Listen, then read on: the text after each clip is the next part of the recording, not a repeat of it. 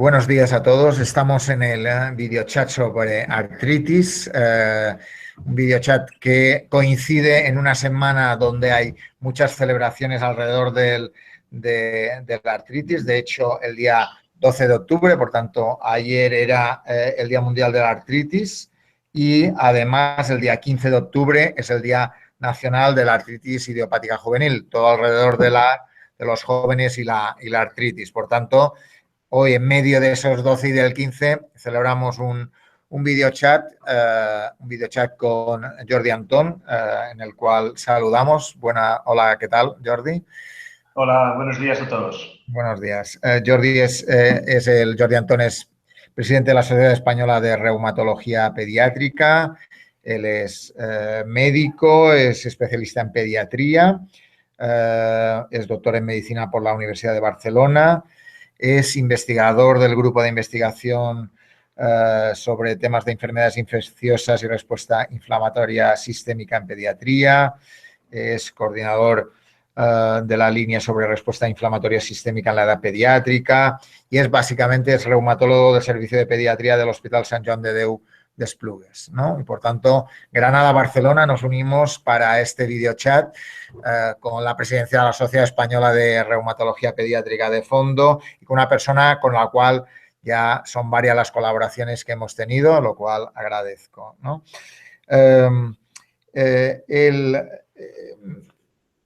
Él además es profesor de Barcelona y dirige además un máster de reumatología pediátrica, creo, ¿no? ¿No? Algo así. ¿Se te va la voz, perdona? No, digo que además eres director, tu aspectos docentes con la Universidad de Barcelona, hablaba, ¿no? Sí, tenemos un máster en reumatología pediátrica avalado por la Sociedad Española de Reumatología Pediátrica y sigue el programa de formación europeo, sí. Muy bien, pues por tanto tenemos la persona perfecta para poder esclarecer dudas en el ámbito de la artritis idiopática juvenil. Tenemos muchas preguntas que nos han enviado nuestros pacientes y en primer lugar preguntan qué es la AIJ, qué es la artritis idiopática juvenil. Es una enfermedad crónica y hablan de si los niños pueden tener reuma, entre comillas. Pues sí, es una de las primeras cosas que incluso sorprenden a las familias, ¿no? Los niños pueden tener enfermedades reumáticas. Afortunadamente no es tan frecuente como en los adultos, pero existen. La artritis idiopática juvenil es la más frecuente. Durante años se conocía como artritis crónica juvenil por los europeos o artritis reumatoide juvenil y hace unos cuantos años intentamos acordar una clasificación común que está siempre en revisión, pero básicamente lo que agrupa es todas aquellas enfermedades reumáticas que cursan con inflamación articular que no tienen una causa infecciosa o no se asocian a otra enfermedad, ¿no? Hay diferentes subtipos y para que os hagáis una idea, si existen las enfermedades reumáticas, su incidencia es 1 por cada 1000 niños, lo que hace que sea aproximadamente similar a la de la diabetes infantil, y todo el mundo sabe que los niños pueden tener diabetes, pero desafortunadamente no todo el mundo sabe que los niños pueden tener artritis. Es una enfermedad crónica, es cierto. 1 de cada 1000, has dicho. 1 de cada 1000 niños. 1 de cada 1000 niños se calcula aproximadamente, cambia según las poblaciones, pero puede tener una enfermedad reumática crónica, en este caso la artritis idiopática juvenil. Y lo que pasa es que sea crónica no significa que el niño siempre esté afectado, porque a veces puede cursar en brotes y puede pasar periodos en remisión sin enfermedad, pero hay un riesgo de que más adelante pueda presentar otro brote, ¿no? Muy bien. Por tanto, primera cuestión, por tanto, es una enfermedad más prevalente de lo que pensamos normalmente. Por eso hacías la comparación con la diabetes, ¿no? Sí, parecida. A números generales, depende también la diabetes y la artritis, depende de las poblaciones, ¿no? Pero para que os veáis una cuenta, es una enfermedad que existe y que no tiene el grado de conocimiento en la sociedad que creemos que debería tener. Bien, pues primera cuestión. Una de las cosas que no había comentado al inicio y es para los que nos siguen en Twitter, sabéis que se puede ver esta emisión en directo a la página web de la escuela de pacientes.es.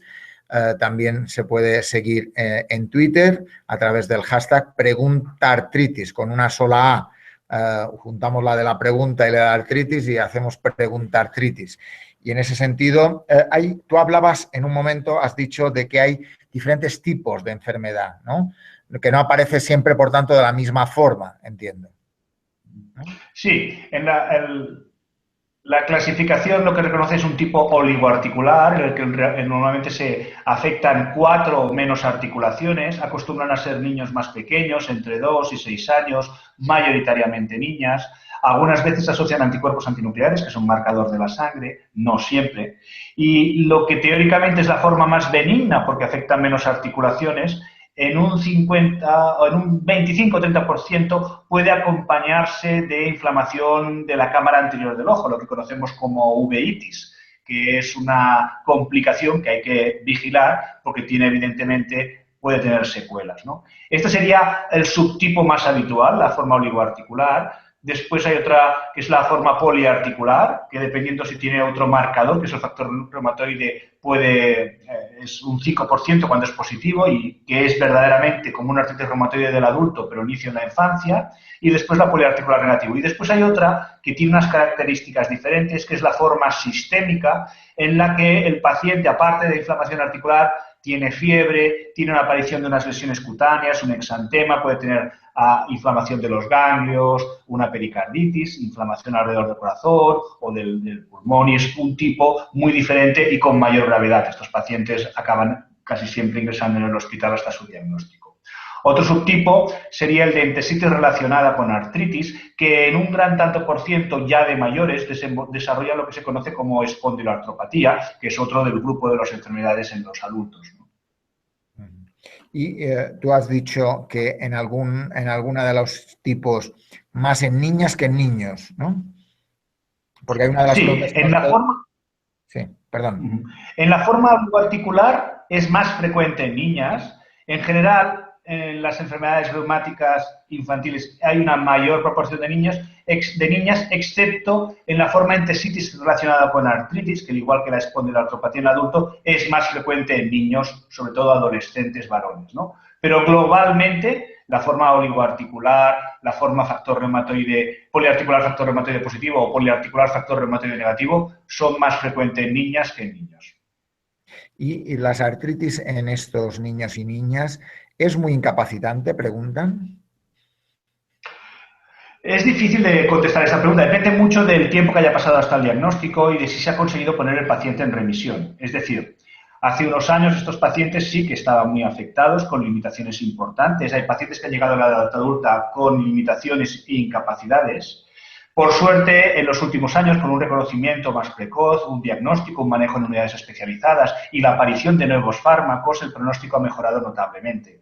Ha mejorado hasta el punto de que algunos de nuestros pacientes en la consulta hacen deportes de competición.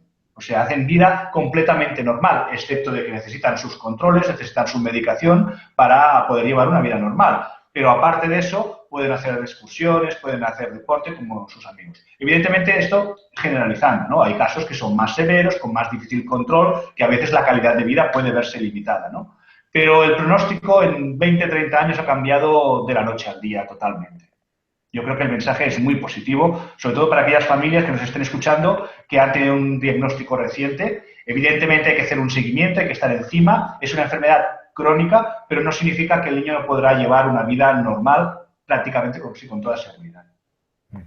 Perfecto. Por tanto, los avances han sido muy importantes en ese sentido, como planteas, y por tanto hay una vía de buena calidad de vida en una gran parte de estos niños o jóvenes, ¿no? Sí. O sea, para que os hagáis una idea, en nuestra serie en el hospital, con más de 2.000 pacientes, pero activos en este momento con más de 650, no tenemos ningún paciente, por ejemplo, que vaya con silla de ruedas ni con muletas. O sea, el pronóstico ha sido así, es actualmente así de bueno. O hace años nuestros compañeros de rehabilitación en el hospital teníamos una piscina donde los niños con agua caliente los bañábamos para antes de hacer rehabilitación y hacer ejercicio. Eso hace 15 o 20 años la eliminamos porque no es necesario en estos momentos. Es decir, que ha cambiado mucho, por tanto, a positivo ha cambiado mucho, ¿no? Yéndonos al tratamiento, ¿no?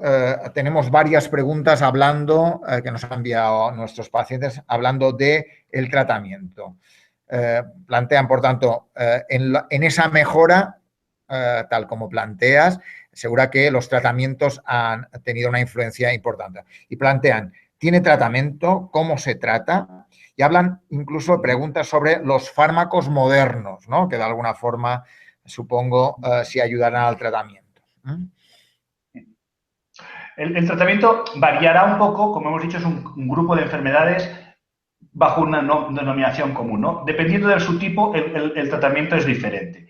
Pero básicamente, lo que hacemos es, si es una articulación monoarticular, normalmente lo que hacemos es poner un antiinflamatorio en esta articulación, el antiinflamatorio como son los corticoides.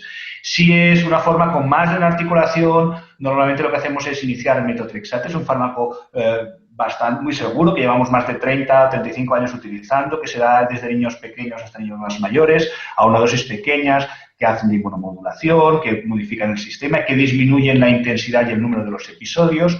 Y después, en los últimos años, han aparecido lo que decimos fármacos biológicos, que lo que hacen es ir directamente a aquellas moléculas implicadas en la inflamación a nivel articular para intentar disminuirlo, ¿no? En algún otro subtipo, como el tipo de fármaco biológico, dependerá un poco también del subtipo, de si hay afectación ocular, si es una forma sistémica, pero estos son los grandes rasgos del tratamiento actual, ¿no? Y en el tratamiento es tan importante estos tratamientos como el diagnóstico precoz y el cumplimiento. Esto es importante.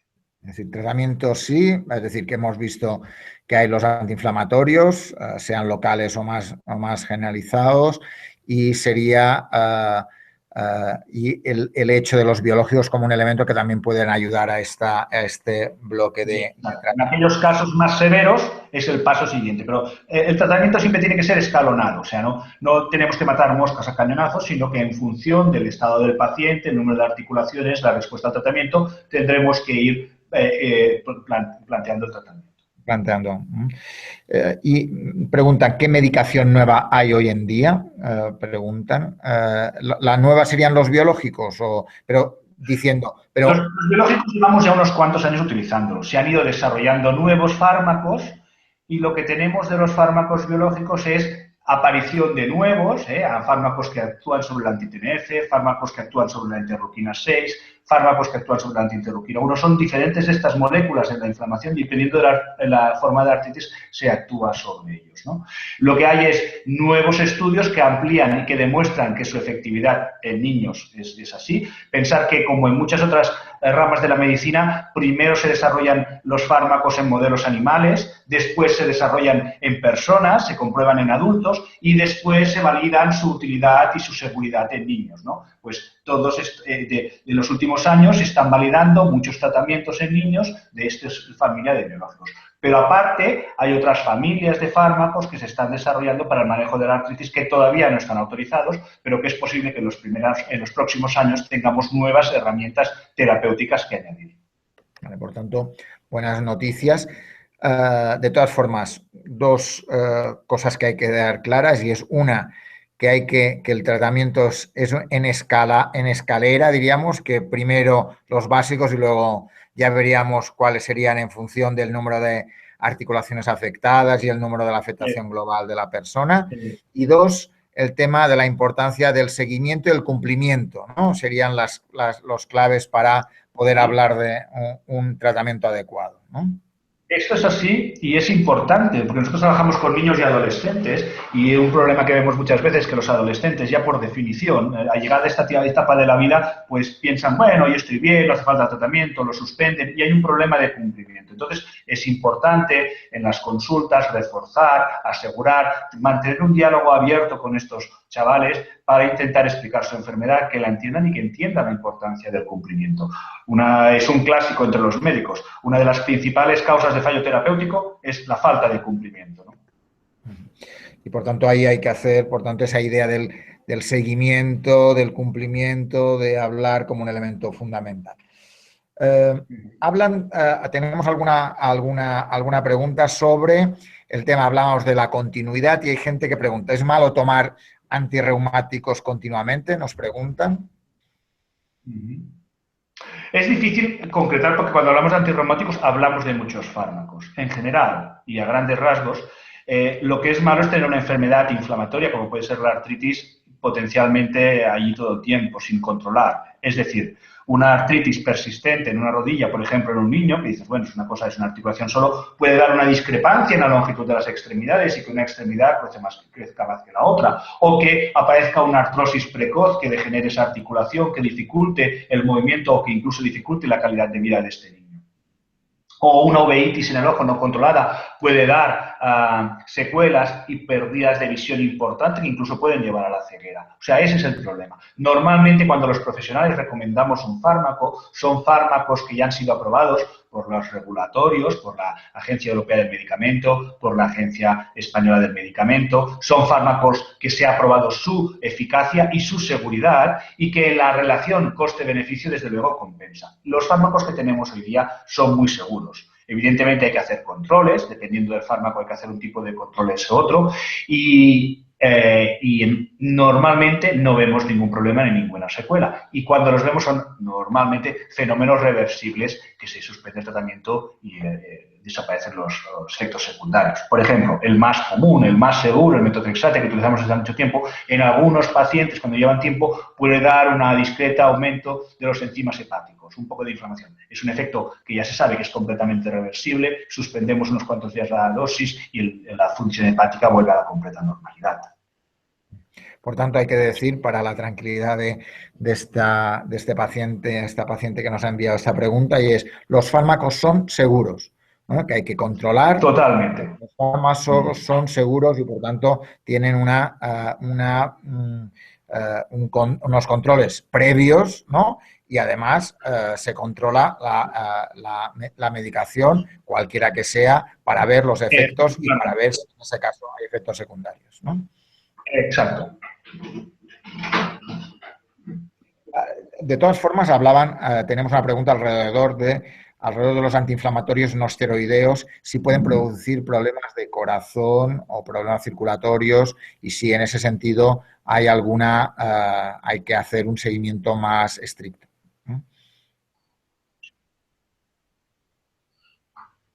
Sí, lo que conocemos como fármacos no esteroideos o los AINES es el primer nivel de tratamiento. Lo que sabemos de ellos es que son fármacos que controlan los síntomas, pero no modifican el curso de la enfermedad. Es decir, si tú tienes una inflamación, la controlas, lo puedes hacer encontrarte mejor, pero no va a modificar. Si tiene que aparecer otras articulaciones, si esa inflamación latente puede destruir la articulación, va a estar allí. Por tanto, los damos normalmente en reumatología pediátrica como puente mientras ponemos un tratamiento más de fondo.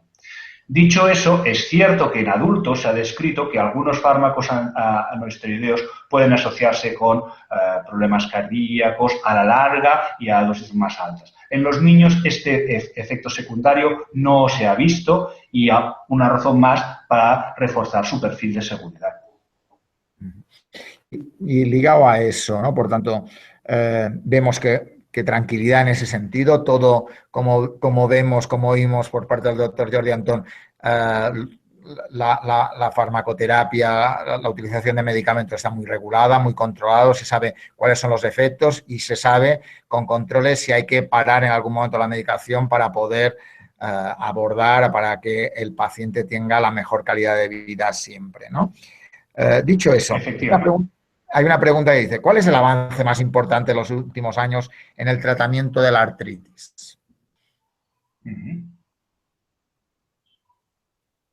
¿Puedes repetirla que no se ha oído bien? ¿Cuál es el avance más importante? El avance más importante en el tratamiento actual que hay en los últimos años, ¿cuál ha sido el avance más importante en el tratamiento de la artritis?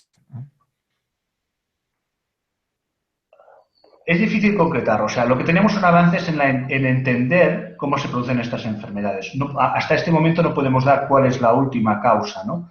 ¿Cuál es lo que causa que un paciente, un niño completamente normal, un día empiece a hacer una inflamación articular? Se han hecho muchos estudios buscando factores genéticos, buscando factores ambientales, pero todavía no tenemos una respuesta única y probablemente no va a ser una sola respuesta porque son diferentes subtipos de enfermedades. Lo que estamos avanzando en los últimos años es en conocer cuáles son las diferencias entre ellas, cuáles son las moléculas implicadas en esta inflamación, y esto es lo que hace que digas, bueno, si tienes este subtipo, estas moléculas implicadas, por ejemplo, en la artritis sistémica, sabemos que los fármacos biológicos anti-TNF no son tan efectivos como los antiinterleuquina y antiinterleuquina 6, antiinterleuquina 1 y antiinterleuquina 6, y es porque este tipo de moléculas son las más implicadas en la inflamación en estos pacientes. Por tanto, si tenemos que recomendar un fármaco, recomendaremos unos fármacos de esta familia, ¿no? Aparte de eso, lo que estamos aprendiendo también mucho es a valorar, a puntuar estas pacientes, no simplemente decir cómo está usted, tiene una articulación inflamada o no, sino con encuestas validadas a nivel internacional, poder validar la actividad y la calidad de vida de estos pacientes, de manera que podamos hacer un seguimiento y una modificación terapéutica si es necesario. Estos serían los grandes rasgos. Y después siempre hay, lo que decimos en la cañería, buscándose, desarrollándose nuevos fármacos que esperamos que se utilicen en el próximo día. Pero todavía no estamos, o podemos decir dentro de un año vamos a tener un nuevo fármaco que nos va a solucionar el problema, ¿no? Lo que vamos haciendo son pasos poco a poco en la comprensión de las enfermedades, con lo que esperamos que después tenga una respuesta en nuevos planes terapéuticos, ¿no? Perfecto, muy importante. En tu respuesta has hablado de diagnóstico. Antes habías hablado del diagnóstico precoz como un elemento muy importante y también has comentado ahora el hecho de carga genética, hereditario. ¿Podríamos explicarnos un poco alrededor del diagnóstico, los factores que pueden afectar a ese diagnóstico? Es decir, cómo se diagnostica, cuándo hay que hacerlo, el hecho del diagnóstico precoz como un elemento y el hecho de si es hereditario lo de tener artritis, como nos preguntan.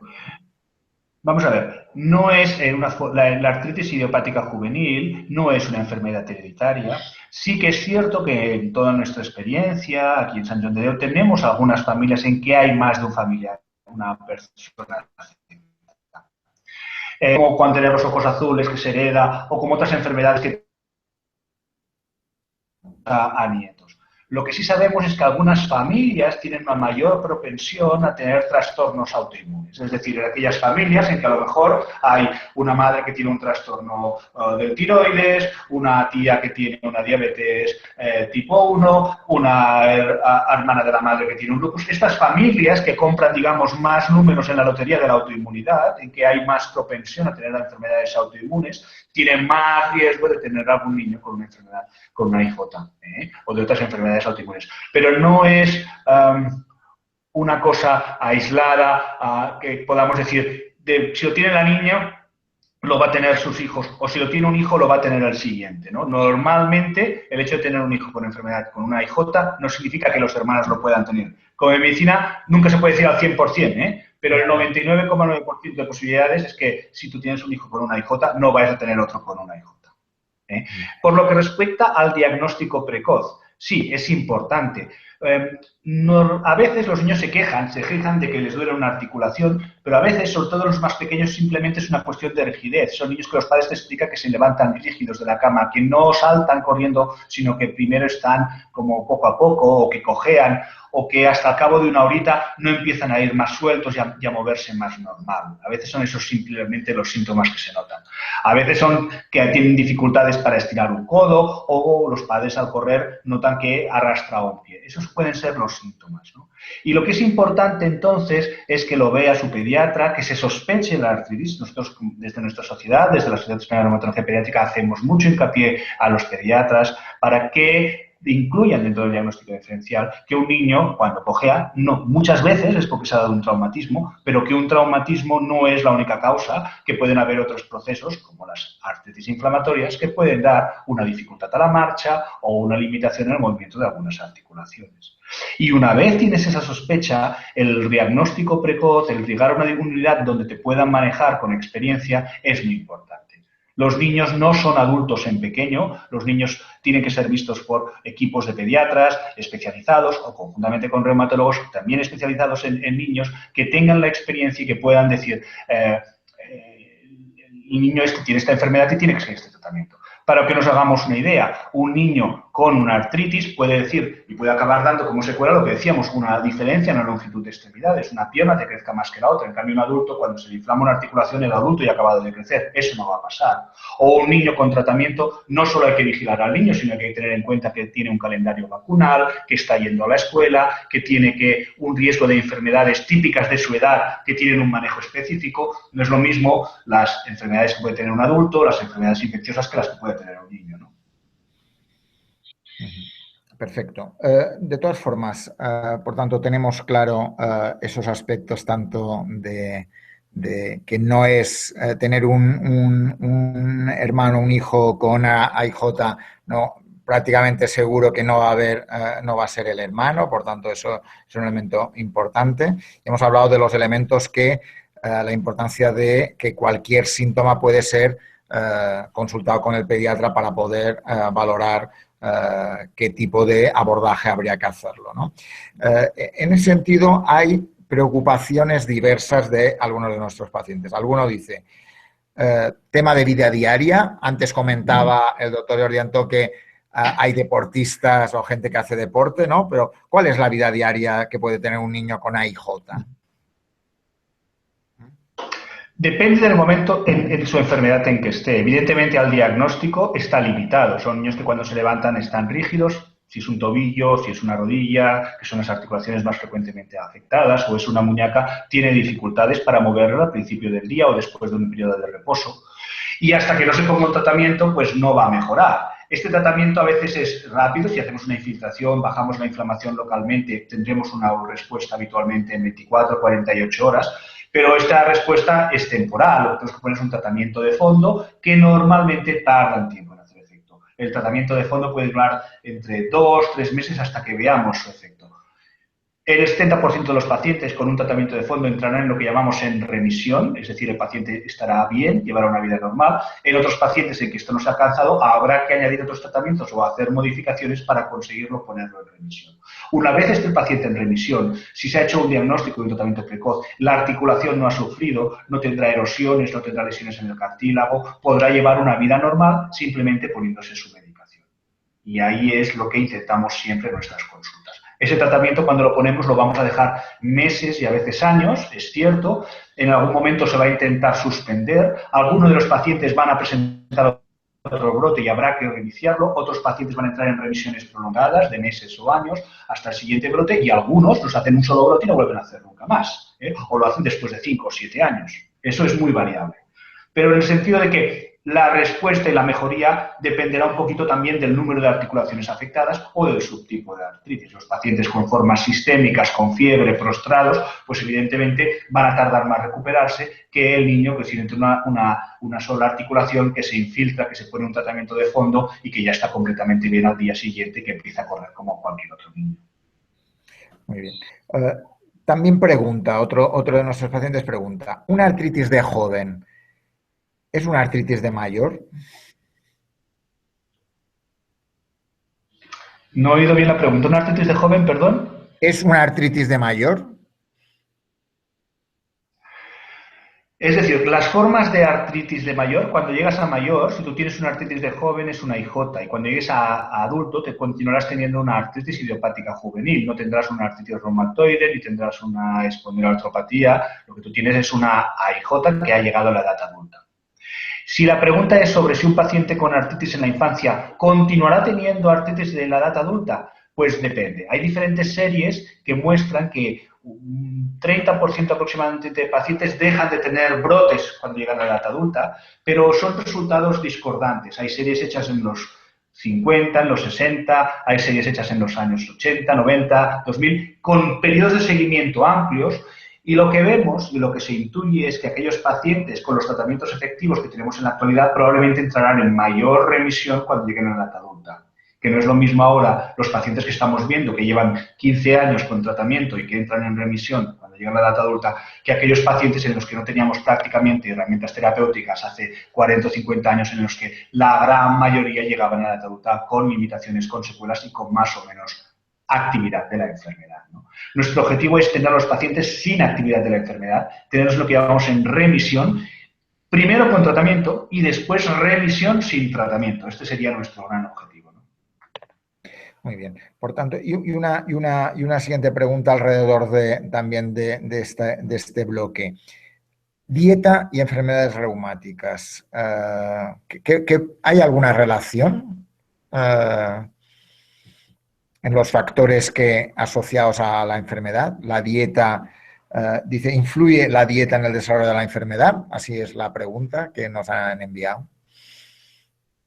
No podemos decir que haya ningún alimento que pueda ni causar ni proteger de una artritis idiopática juvenil. Como siempre, lo que recomendamos a nuestras consultas a los pacientes es una dieta sana, variada y rica en verduras y frutas. Vamos, la dieta mediterránea, lo que entendemos por dieta mediterránea habitualmente de toda la vida, ¿no? Pero no hay ningún medicamento ni que proscribamos ni que recomendemos para el control de la ICOTA. Cierto es que puede haber, como en toda enfermedad, que uno tenga una artritis idiopática juvenil y tenga una alergia o tenga una intolerancia. Y en este sentido, entre los pacientes con AIJ, es cierto que vemos, como comentábamos antes, mayor incidencia de enfermedades autoinmunes. Y tenemos, por ejemplo, que la incidencia entre los pacientes con AIJ de diabetes es un poco más alta que la incidencia normal en la población de diabetes. O que la incidencia a trastornos del tiroides es un poco más alta entre los pacientes con AIJ que en la población normal. Eso hace que descartemos, siempre que tengamos el diagnóstico del paciente con AIJ, estas enfermedades. También descartamos la celiaquía, la intolerancia al gluten. Esta celiaquía también es más frecuente en nuestros pacientes con AIJ que en la población general. No significa que todos los pacientes con AIJ tengan una celiaquía, pero puede haber un subgrupo de pacientes que tengan una celiaquía y que, por tanto, estos pacientes tendrán que hacer una dieta exenta de gluten. Esta sería así como una gran recomendación. No se ha visto ningún problema con la leche, ni con derivados lácteos tampoco. Y como en resumen, simplemente diría una alimentación sana, variada, normal. Bien, por tanto, los consejos de la dieta, una dieta equilibrada, sana y normal, una dieta mediterránea, sería lo adecuado para cualquier niño de edades en ese sentido, pero vamos, básicamente... De hecho, sería adecuado para todos, pero... Efectivamente. ¿Algún consejo más?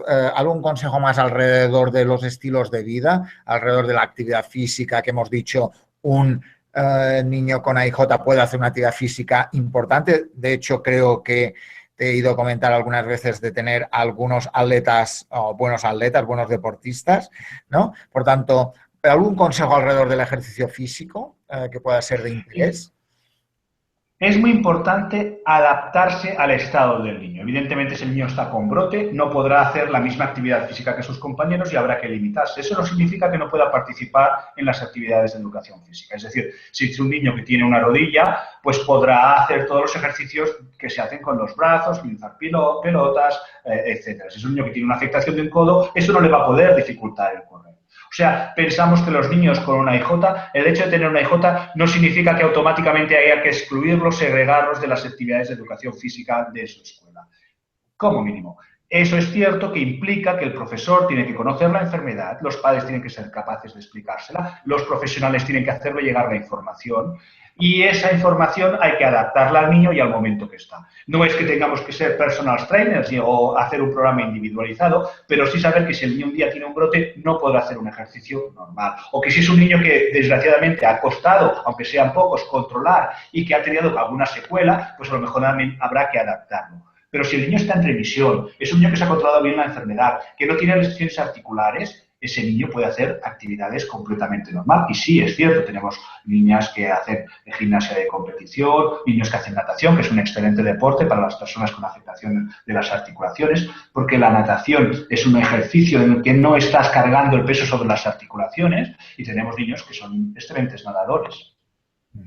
Por tanto, ya oyen ustedes, excelentes nadadores, gimnastas, cada uno en función de su ritmo. Igual que tenemos en la población normal, excelentes nadadores, gimnastas, una persona con AIJ, con artritis idiopática juvenil, puede ser un buen deportista. Por tanto, si puede ser un buen deportista, es bueno que hagan deporte. En general, siempre teniendo en cuenta las circunstancias en cada momento que pueda tener ese chico o esta chica, ¿no? Por tanto, Yo creo que esos comentarios son muy buenos. Hemos visto la escala del tratamiento, hemos visto la importancia del diagnóstico precoz, hemos visto la importancia de la visita al pediatra en cuanto a cualquier momento, hemos visto la importancia de una dieta mediterránea que puede ayudar a todo ese proceso. ¿Algún consejo más que podríamos dar? ¿Algún elemento más que podríamos dar alrededor de cualquier paciente que nos oye, cualquier familiar, cualquier joven o adolescente que lo oye o lo verá en YouTube, porque este vídeo se podrá ver en YouTube luego?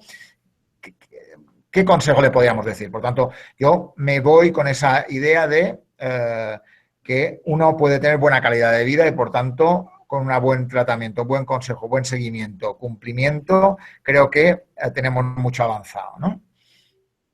Yo creo que ese es un buen resumen. Yo creo que se basa en la comunicación. Yo creo que la época en que los médicos estábamos en un pedestal, los pacientes decíamos ha pasado, estamos en el siglo XXI. Lo que tiene que haber es una comunicación entre el paciente, el médico, en este caso los niños, sus padres, sus familiares y con nosotros, ¿no? Y entonces diseñar un programa de tratamiento, seguirlo, acordar unas visitas, acordar un tratamiento.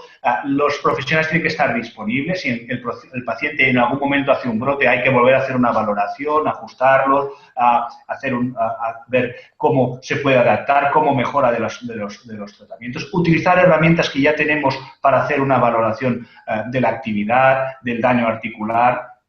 Y yo creo que ese es el mensaje fundamental, o sea, es un mensaje positivo. La artritis hoy día en los niños puede ser una enfermedad que puede ponerse bajo control y que permite llevar una vida en la mayoría de los casos. Desafortunadamente, no todo es tan fácil. Hay casos en que son más resistentes, que precisan múltiples tratamientos, pero en la mayoría de los pacientes el mensaje es positivo. Ligado a eso, hay muchas valoraciones positivas del trabajo que hace la Escuela de Pacientes para trabajar, como este videochat de hoy con el doctor Jordi Antón. Hay gente que plantea cómo contactar con la escuela, que por tanto les diríamos que pueden, a través de la página web www.escueladepacientes.es, pueden enviarnos mensajes. Hay un blog en el ámbito de la artritis que también pueden enviar mensajes a través con algún comentario en ese blog. Pero el doctor Jordi Antón ha colaborado con esta escuela de pacientes, con nuestra escuela de pacientes, y un poco él sabe qué ha hecho la escuela y qué podría hacer o qué deberían hacer escuelas de pacientes, como en este caso la escuela de pacientes de la Junta de Andalucía. Yo creo que es muy importante acudir a fuentes donde se dé una información lo más fidedigna posible. Sabemos que hoy día, con el acceso a los medios, a la comunicación, Internet, hay mucha información. Y a veces nos llegan las familias asustadas. ¿No? Es que mi hijo tiene una artritis y siempre se pone lo peor y la información que se da es la más catastrófica, ¿no? Pues bien, hay sitios donde se puede acudir a una información, hay asociaciones de pacientes donde puedes encontrar a familias como la tuya, donde la información que se da es validada, es científica, es seria. Hay iniciativas como la Escuela de Pacientes que hoy estamos viendo, nos acerca a las familias, nos facilita llegar a muchos a la vez y que nos permite educar a la población y también recibir las inquietudes de la población, porque nosotros también es importante como profesionales recibir esas inquietudes.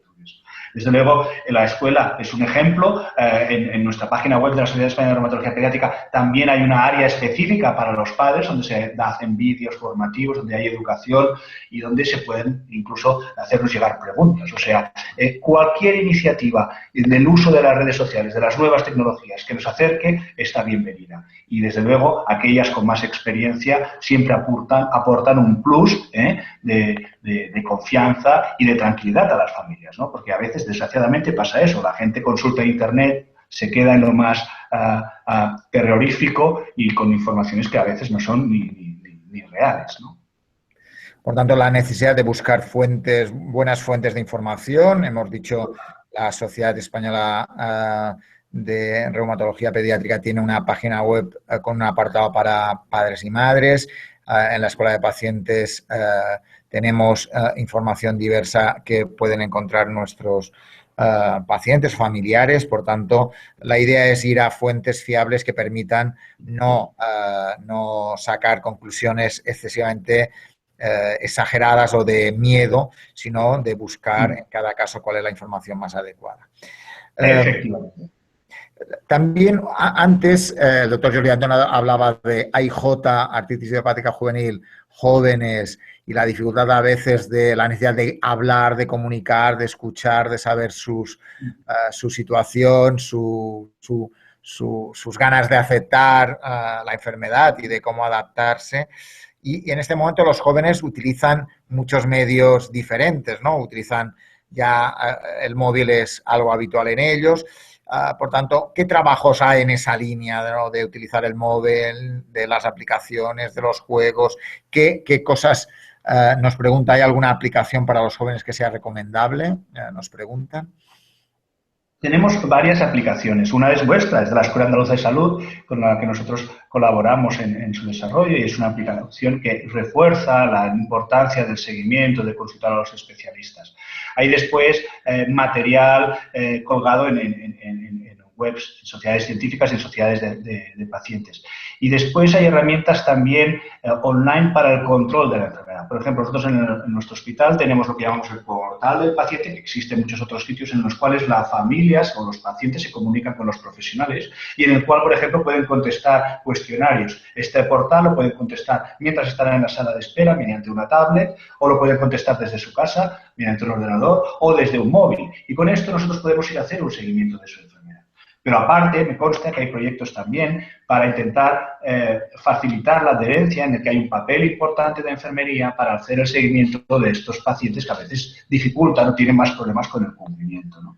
Sí que es, desde luego, hay un gran desarrollo de nuevas plataformas y de nuevas posibilidades, y vosotros sois un ejemplo, desde luego, en la Escuela Andaluza de Salud. La Escuela de Pacientes está trabajando en una fase, creo, en una segunda fase de esa aplicación, ¿no?, para ir avanzando. Y yo creo que en ese sentido, yo creo que pensar en nuevos medios es importante también para que los jóvenes y adolescentes se logren el éxito, porque eso, ¿no?, y las nuevas tecnologías pueden ayudar a ese éxito que es fundamental para mejorar su calidad de vida, básicamente, ¿no? Tenemos una última pregunta y es alrededor de... Efectivamente. Hemos hablado de la Escuela de Pacientes, como en este caso la Escuela de Pacientes. Hemos visto el papel de las sociedades científicas, como el papel de la sociedad que preside el doctor Jordi Antón, con la Sociedad Española de Reumatología Pediátrica. ¿Qué aportan las asociaciones de enfermos reumatológicos? Hemos tenido un seguimiento activo en el videochat a través de Twitter por parte de la Federación Española de Lupus, que aprovecho para saludarles. Por tanto, ¿qué aportan las asociaciones de pacientes a ese apoyo, ayuda a normalizar, a desestigmatizar, a darle normalidad y ayudar a la mejora y al cumplimiento de estos jóvenes y adolescentes?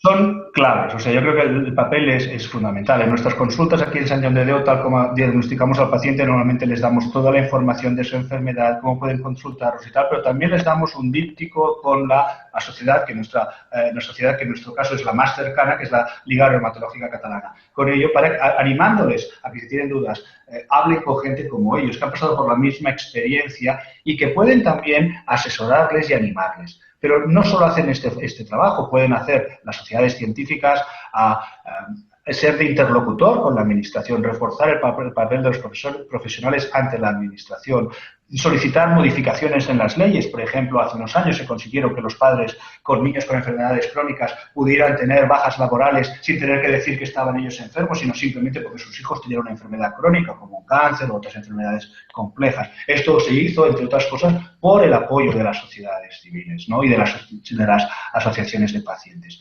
Pero es que hoy día, para cualquier ensayo clínico desde la Agencia Europea del Medicamento, una de las cosas que se pide es que haya una implicación, y ahora ya va a ser como un rango. No solo son los laboratorios los que van a hacer un ensayo clínico junto con profesionales médicos, sino que va a ser necesario que haya una valoración, una participación de las sociedades de pacientes en la que hagan llegar su punto de vista, en la que digan cuál es lo que está correcto, qué es lo que no, qué es lo que los pacientes en realidad quieren, ¿no? Porque a veces hay pequeñas variaciones y no estamos todos entendiendo lo que es lo mismo. Y lo que es importante es lo que los pacientes quieren y necesitan saber. Y esto quien los mejor lo saben son los pacientes agrupados en estas sociedades.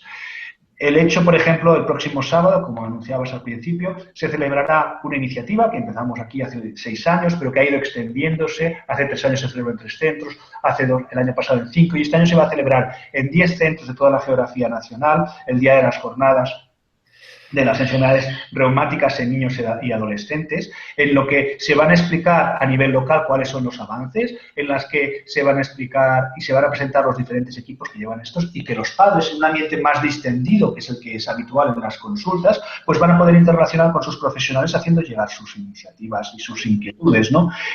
Proyectos como este son lo que creo que tiene que difundirse más. Los profesionales tenemos que acercarnos más a las asociaciones, y las asociaciones tienen que también hacernos llegar sus inquietudes, y al mismo tiempo las asociaciones en una época de recursos limitados son también claves para conseguir becas de investigación. Y por ejemplo en nuestra sociedad, la Sociedad Española de Reumatología Pediátrica, tenemos becas que son el resultado del esfuerzo de padres que se reúnen, que consiguen recursos, sea por carreras de maratones, sea por recogida o pintar de cuadros, etcétera, etcétera, y con pequeñas colaboraciones van consiguiendo recursos que los podemos dedicar después a la investigación, ¿no?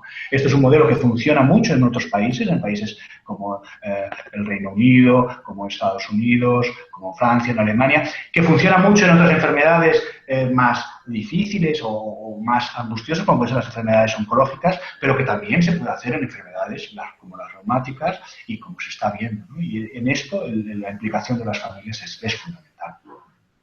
Pues como ven, me ha gustado mucho esta aproximación al papel de las asociaciones de pacientes, que por tanto el panorama en los últimos años se ha abierto. En otros países lo hacen desde hace años, pero que es una línea importante de apoyo, de complementar la información recibida, de aportar la valoración de los pacientes a los resultados obtenidos en investigaciones, o de apoyar investigaciones a través de diversas vías, ¿no? Por tanto, yo creo que el papel de los pacientes, el papel de las escuelas de pacientes, el papel de las nuevas tecnologías, como hemos visto en este apartado, el papel de nuestra APP que se llama Artrimedia, puede ser de ayuda para los pacientes y para el futuro de los mismos. No sé si yo creo que hemos hecho un repaso desde qué es la artritis, cómo se diagnostica, cómo se trata y qué consejos hay que seguir para tener una buena calidad de vida, a nuevas tecnologías y papel de pacientes. No sé si algún comentario añadido para terminar este videochat. No, simplemente agradeceros a vosotros una iniciativa como esta. Es algo increíble, y por mi parte es un honor poder participar en este videochat. Agradecer mucho a las familias que están ahí, a las que nos han oído o las que nos oirán cuando se ponga en diferido en el YouTube, y animar a que ante dudas, ante preguntas, ante consultas, acudan siempre a un especialista en hematología pediátrica que les pueda asesorar, y se acerquen a las asociaciones de pacientes, ¿no? No hay nada peor cuando no es diagnosticado o cuando a su hijo le diagnostican una enfermedad que quedarse allí preocupado sin consultar con los que de verdad pueden ayudarle, ¿no? Yo creo que es eso. Y iniciativas como la vuestra son increíbles, y os doy muchas las gracias, la verdad. Pues muchas gracias, Jordi, por estar con nosotros en este videochat, por dar información muy útil, muy rica, que sepan los que nos ven, que se verá en YouTube, va a estar colgado en YouTube, que también se puede ir a Twitter con el hashtag PreguntarTritis y podrá encontrar cuáles son las respuestas más importantes que ha dado Jordi Antón a las preguntas que nos han enviado pacientes y familiares. Muchas gracias y buena celebración para el día 15, en todas las 10 ciudades en donde se va a celebrar. Nosotros lo hemos celebrado un poquito antes con esa idea de dar un impulso al tratamiento y al diagnóstico precoz y a la buen abordaje en todos los aspectos de la artritis idiopática juvenil. Muchas gracias, Jordi, por haber estado con nosotros. Gracias a vosotros, un abrazo.